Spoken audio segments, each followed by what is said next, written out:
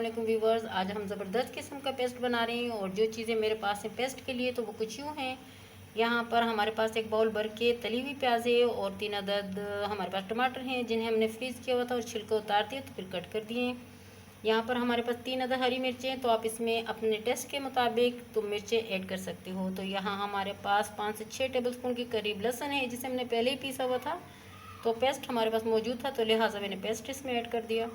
और यहाँ पर मेरे पास अदरक है, ये भी तकरीबन हमारे पास है 4 से 5 टेबल स्पून के करीब। तो ये हमारे पास दही है 1 बाउल के करीब यानी 1 पाव।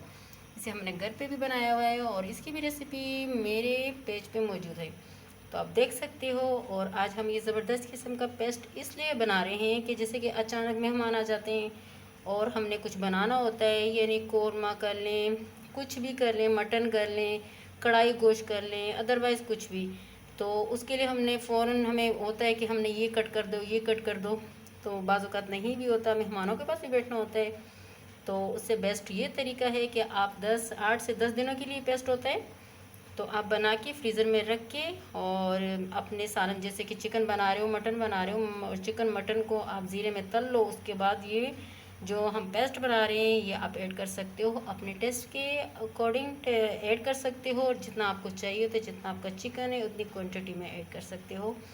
तो आप इसकी क्वांटिटी भी बढ़ा भी सकते हो। फ़िलहाल तो मेरे पास जो मैंने कम क्वांटिटी में ली हुई है, लेकिन ये मैंने ईद उल अज़हा पे बनाया था तो लिहाजा मैं आपसे शेयर नहीं कर सकी, इसके लिए सॉरी।